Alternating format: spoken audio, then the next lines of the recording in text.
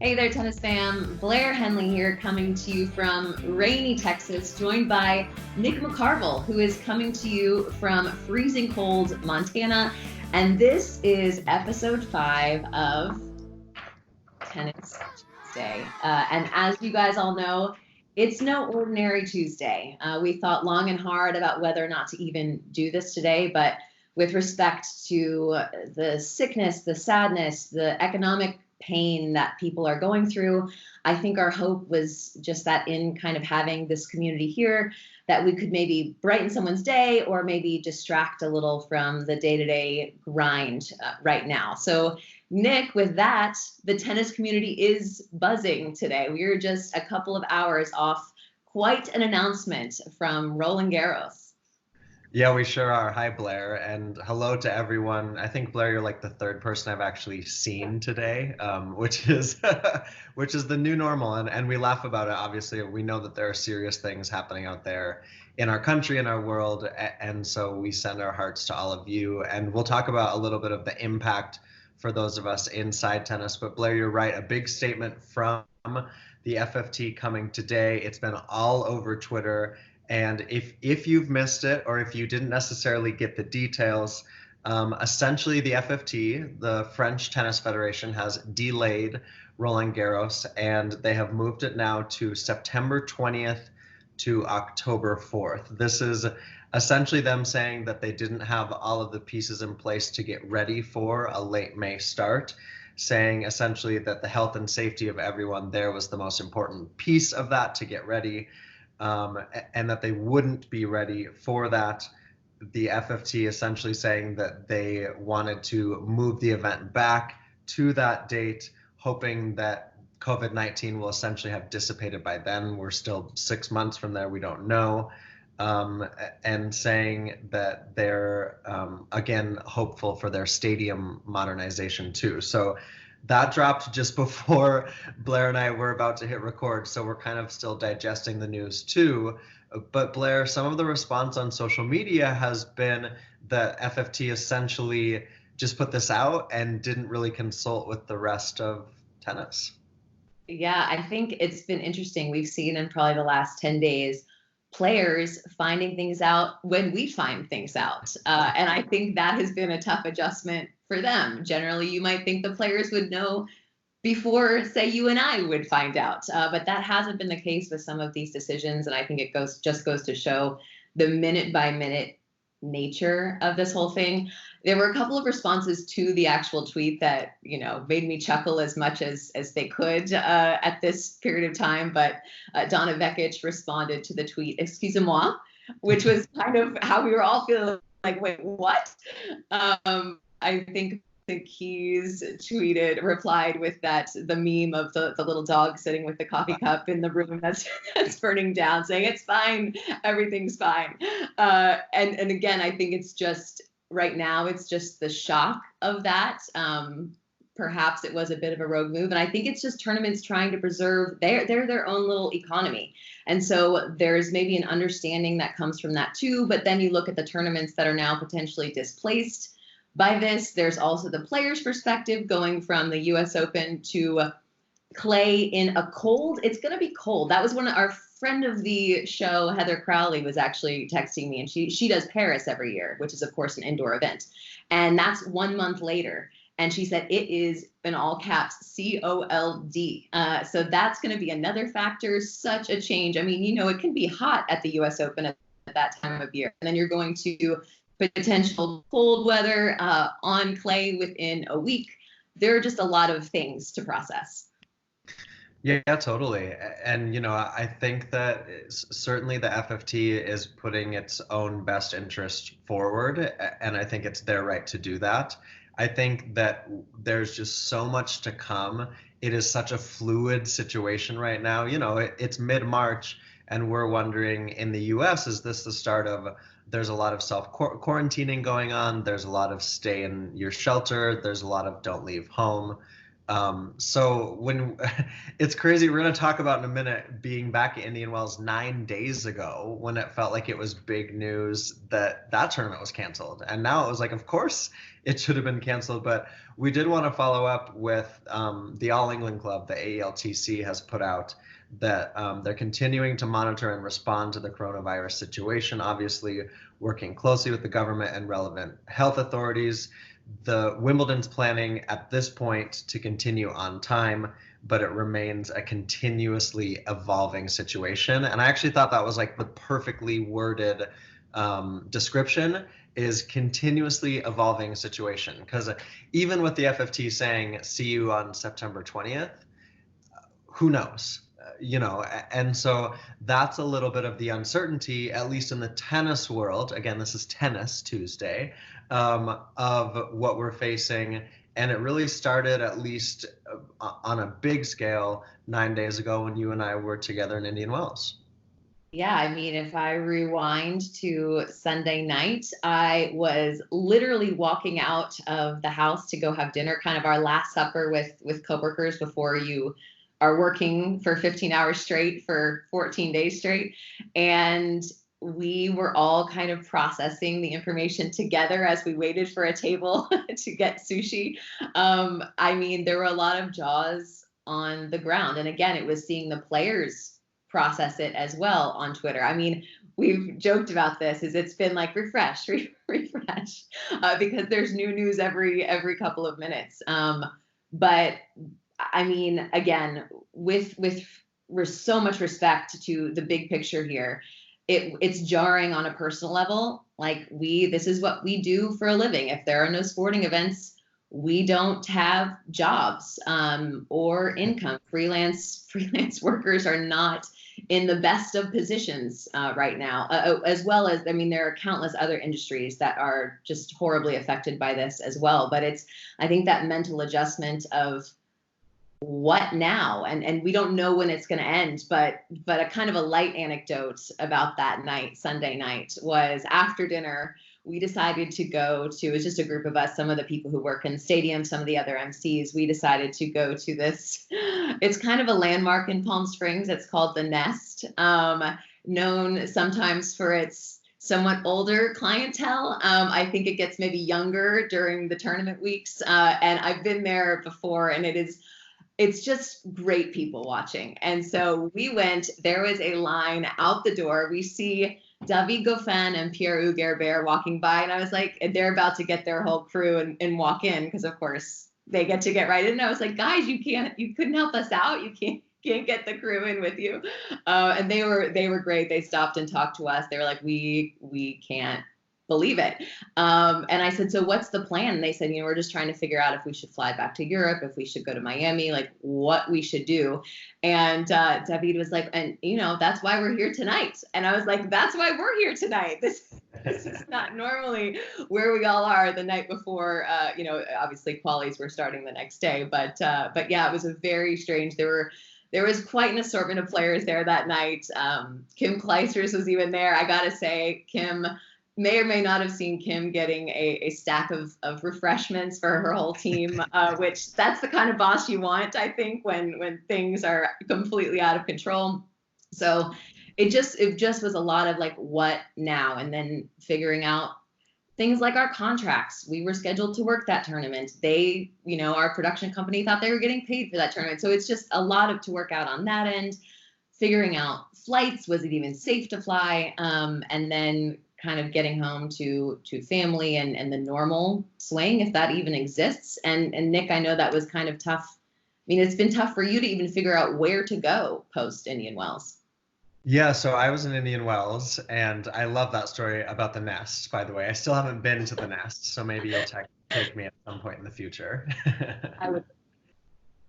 But yeah, so for me, in Indian Wells, obviously the shock and surprise that now that seems like 2 years ago, not 9 days.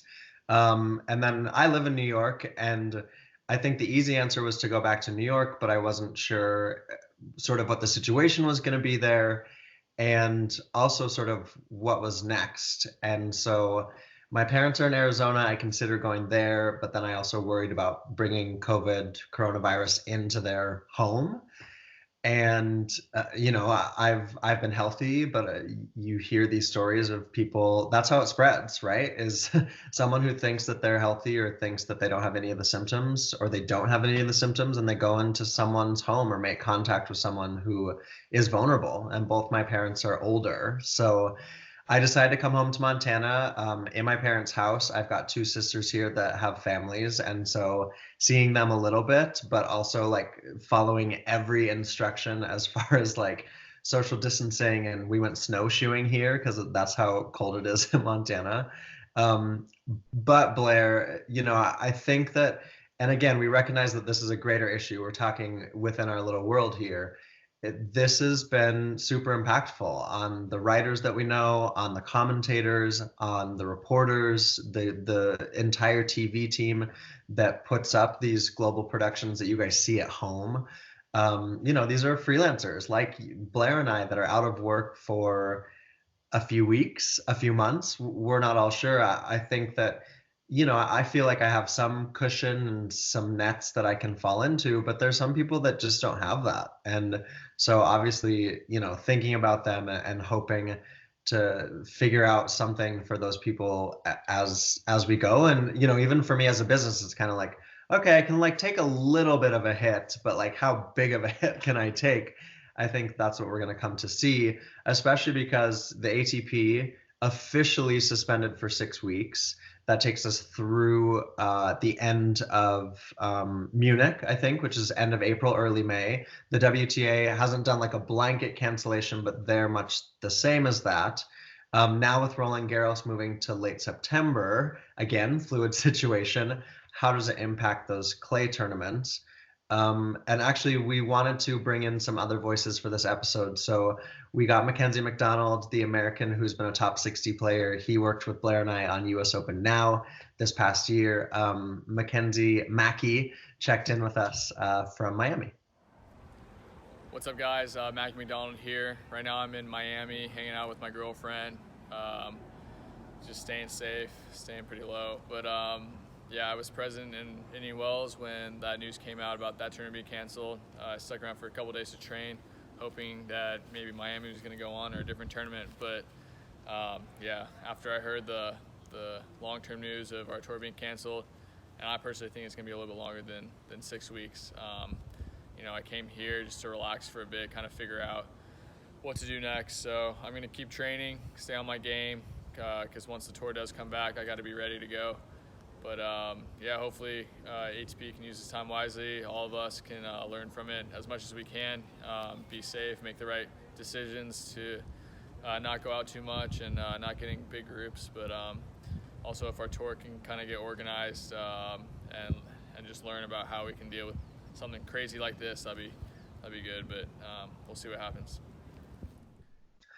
I love hearing from Mackie. It's cool to see that he's trying to stay safe too, Blair, but calling for the tours to obviously work together more. I think that would be pertinent. He recorded that before the FFT announcement.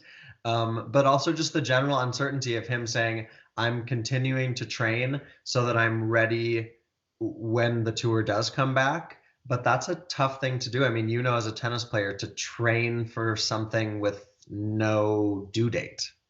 Yeah, I mean, well, so much of a training we know in the off season, it's kind of a cyclical thing. You're training, you're building up, and you're tapering then for an event. And I mean, maybe we'll come back. I feel like it could go either way. We could come back and see a lot of like ultra fit players, or we could come back and see a lot of players who you're like, perhaps they didn't use their time as well as they could have. But I think tennis is perhaps more jolted by this than other sports, just because we're used to having like 4 weeks of no tennis for the main tour. I mean, forget Challenger Tour. I mean, there's always something happening. So I think it's just jarring to have this chunk of time off. And tennis is a sport that requires a whole lot of maintenance.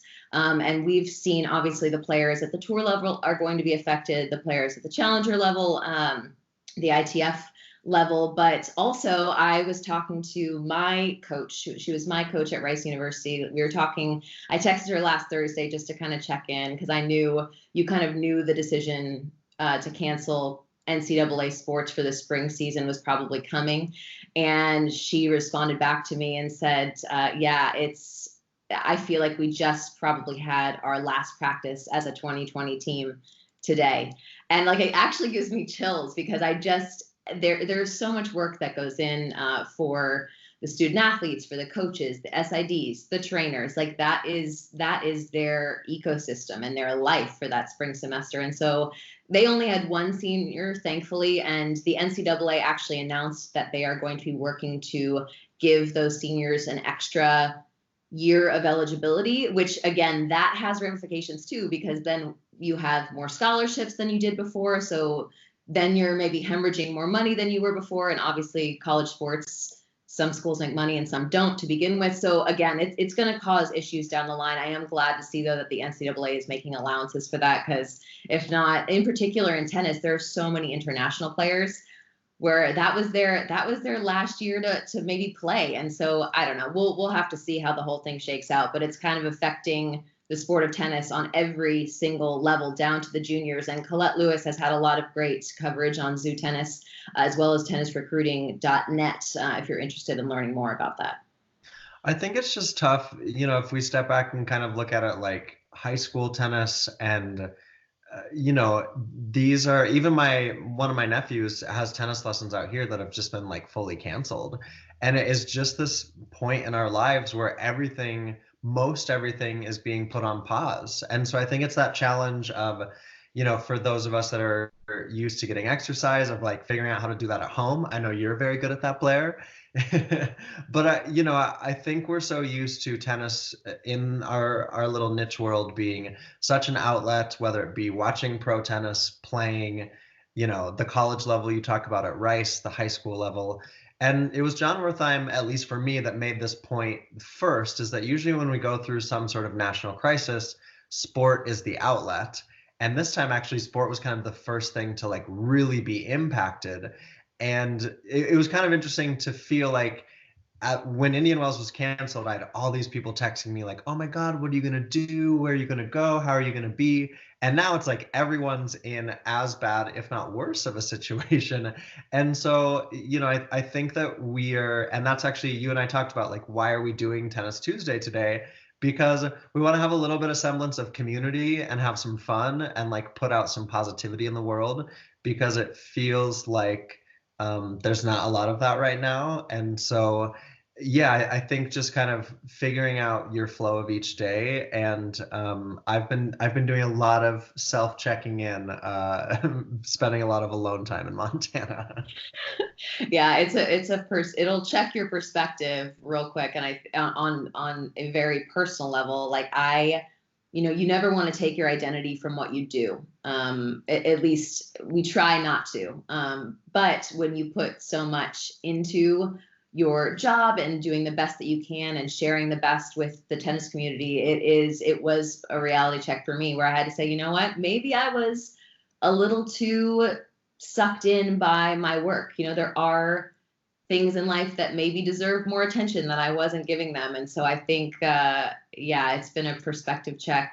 Obviously my faith is a big part of my life, the biggest part of my life. And that's played a big role for me too. And just knowing that someone else is in control here. Thank goodness God has it covered, because we certainly have no idea how this is going to go. So on that note, we are going to shift to the lightest thing that we're going to do today, Nick. Shall we get our graphics ready? It's time for you.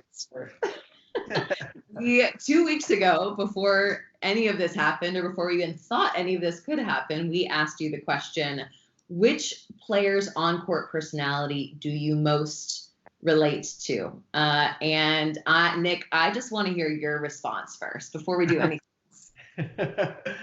Well, I kind of toiled through this because my very favorite player growing up, I had two favorite players growing up, Monica and Andre. And then kind of towards the early 2000s, I added Guga and Capriati. Those were like my four players. And I was actually thinking about my personality, and I'm obviously like fitting this into a tidy little box as us Virgos like to do. But I think I'm equal parts Monica, who is very measured in her tennis, but also could be aggressive and powerful. Andre, like to stay on top of things, stay on top of the baseline. Capriati's got a little bit of that crazy in her, which I think helped her career. And then I'm trying to just have a little more like, I dated a Brazilian guy for a while. I try to have a little more like flair, and like Guga has never not smiled in his life. So I try to apply that a little bit. How's that? I think you do well sprinkling some Guga into your life, Nick. I like that. I think that's perfect. And you have, I think, some of the responses. I'm gonna save mine. We're gonna bookend, okay. But if you want to go ahead and tell us what some of our responses were from the fans. Yeah. So as you were speaking there for a little bit, I was looking down. I was just making sure that I had all these. We've got a response from Angie, who says that she is 100% Ega Radwanska, which we love. The anomaly of betting on Twitter saying that they are Djokovic, mentally the strongest I have ever seen, and Burton's for sure. Okay, so mix of Novak and Kiki. Okay. That's interesting. I like this one from Ali saying that he would like to be Monica Seles, which is very, very cool. This one from Van City Chick, I'm guessing Vancouver. I'm a Dennis. She says, I will run off at the mouth if I get too frustrated or mad about something. Is that Dennis's reputation? Interesting. I mean, I maybe at times. I love it. There was someone else who responded. They may have actually responded when I retweeted this to me, but they were saying the Marat Safin response. Do you have that one? Yeah, it's from Bad Wolf on Twitter saying, unfortunately, I'd have to say I'm a Marat Safin, which is like totally brilliant. And then another one of the responses to you was from Peter, Thai Guy, one of our favorite fans on Twitter, saying that he wants to be a smooth Justine Enna backhand, but he is often an Andy Murray outburst in life. So I love this. No, it was fun to hear from you guys. So my response to this is I am going Barty. That's kind of my center.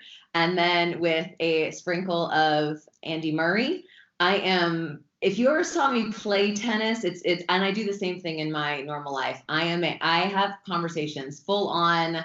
I am talking to myself. I often have people asking me, who are you talking to? Like it's fine. I'm just talking to myself. And then with much like you added Guga, I'm doing kind of the present day WTA version of that, which is Marie Boskova, who I think has a little bit of kind of that bouncy sunshine, which is again something I try for. I do have gigantic teeth, so pretty much people just think I smile all the time because you can see my teeth from like 3 miles away. But yeah, it was fun to kind of try to dissect my own personality in that way. But yeah, it was fun. I love that. I love that you're bringing Boskova into the mainstream further. Going for it, bringing her in. So the other thing we wanted to do, we're not going to do are we good on your serve? Yeah, I think we're good. We're not going to do a your serve for next week. And if we do, we'll obviously put it out on the channel. But we've been very in tune with a lot of what our colleagues are putting out there. And I know that you have a few suggestions for people if they're not already consuming as much. Yeah, so we wanted to create a kind of a little mini reading / listening list. Our friend, someone that a lot of you probably follow on Twitter, Tumane Carriol, wrote a great piece for The Guardian, kind of following German player Yannick Madden. He's ranked, I think, 150th, 149th in the world, and kind of his process. He was playing challenger tennis at the time, which, as we know, was a little slower to react.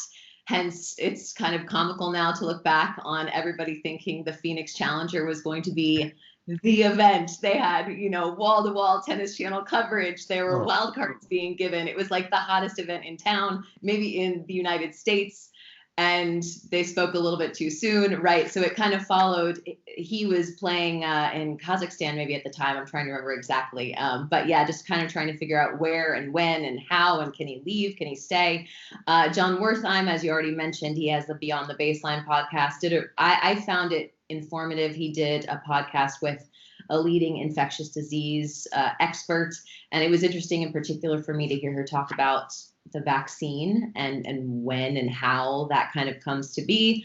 The tennis podcast, also friends of ours, they talked to Dan Evans and Bethany Maddox-Sands, so some player perspectives on that. And then you have some, right, Nick? Yeah, I would actually say I love those. And I would add a couple British, well, the tennis podcast is British as well, but Russell Fuller from BBC is the radio correspondent, the tennis correspondent for the BBC. If you're not following him on Twitter, give him a follow, because it's very like BBC in its coverage, in the sense of like he will just like tell you what's happening. And he's one of, not that there are few, but there are fewer than there used to be of like breaking news journalists in tennis. He's still one of them. Obviously, a lot of you follow Ben Rothenberg too. I love, I have forever loved, and we will give them an official shout out, Tennish, the Tennish podcast, with Gigi Salmon and Naomi Cavaday. It's a great podcast, no matter what, but Gigi texted me that they're going to have a lot of ish over the next few weeks and months, it's always a fun listen. I think you and I try to have like a fun back and forth too, but there's sometimes you can listen to that podcast and they're just giggling for like minutes on end, which I fully appreciate. And then there's also been the push within tennis Twitter, which I love, of just find tennis material that you haven't consumed yet. Courtney Nguyen was saying that she's got some great like thrift store books, old tennis books. Joel Drucker was saying he's happy to be anyone's suggester or point them in the direction of finding a good tennis book, which Blair, he'll be good at. It's kind of a self-challenge too, but like there's no live tennis, but there's lots of tennis to still be consumed. Yes, and shout out, you already mentioned Courtney, but Courtney and Ben, the NCR podcast. I don't have time to listen to a ton of podcasts, but I always try. They're great friends, so it's always interesting to hear their perspective and very much in tune with what's going on. So it's been nice to hear their output as well. Side note, I hope this is okay to say, my apologies to Joel Drucker if it's not, but we talked about working out inside, Nick, and I do work out at home, and I posted one of the things that has been, I wish I had it, I should go run and get it, that's for another day, but I posted about the ropeless jump rope, which is like the greatest invention in at-home workouts ever. Maybe second to the Peloton. But it is just that. It is literally like the handles with a little piece of rope and like a weighted ball at the end. And if you want to stay in tennis shape, it is really great because, I mean, somebody might say, if there's no full rope, why not just jump in place? And I'm telling you, there's something about actually swinging your hands like you're actually jumping rope and not having to worry about the thing whipping you in the leg or knocking over your lamp. I've done both of those things. Okay. But Joel, go ahead, Nick. Oh, no, I was just going to say, sorry to interrupt. I was just going to say, we must see this next week. Okay. Ropeless jump rope will be making an appearance, but Joel, who is, he's written books. He just knows so much about the game of tennis. So to have him as a resource on Twitter is great. But Joel also messaged me and he's like, I ordered one of the ropeless jump ropes. Amazing. Yeah, he's like, how much assembly does it require? And I was like, that's the best part. No assembly required. You just take it out and start jumping. So I like to think that we're all each kind of giving and taking a little bit from each other in the tennis world as we kind of figure out what we're going to do for the next who knows how long. So I guess with that, Nick, looking forward, what are you working on? What's kind of your headspace? How are you moving forward? Yeah, I mean, I'm lucky to have a couple like writing projects on the side. So I'm working on some of that. A couple of them have been put on hold because people aren't sure exactly what's going to happen. I have the Ice Talk Figure Skating podcast. We have one more to wrap up the season Worlds was canceled. It was meant to be this coming weekend in Montreal. But we'll take on those side projects, and if anyone needs any writing help with anything out there, you know who to call. But no, I think we're along for the ride. We don't know really what's going to happen. And honestly, from me, and I know from Blair too, we just wish all of you to stay safe and stay healthy. Yeah, great. Summed it up really well. I'm pretty much in the same boat, trying to finish some writing projects, but it's ironic because their players aren't doing anything, but yet nobody wants to talk about anything that's not what we're understandably like. Which we totally understand. It's just kind of a weird irony that you're like, the players are finally free, and yet it's still going to be hard to write a story on anything other than what they're doing to pass the time, essentially. And even then, I think a lot of players are out of sensitivity, don't want to talk about that. So it's an interesting paradox, and we're going to have to kind of figure it out as we go. In the meantime, I am home every day with my kids. So it's lots of family time that I normally wouldn't be getting at this time of year. So it's great. I am not the most crafty or skilled in that department. I might have to turn over a new leaf in the months to come. So it's going to be fun. And we hope, as fun as we can make it, but we hope that we're going to kind of figure it out, right, Nick, and see how we feel next Tuesday. We're obviously want to be sensitive above all else. And see how it goes from there. Yeah, totally. We hope to be back with you guys next Tuesday. You can follow along. You can like our Facebook page. We've also started posting on YouTube, so you can find Tennis Tuesday on YouTube, and there's a podcast something coming at some point. But for now, Facebook and YouTube. Of course, you can follow us on Twitter. I'm guessing that's how you found this. And Blair, stay healthy, stay safe. And yeah, see you soon. Bye, Nick.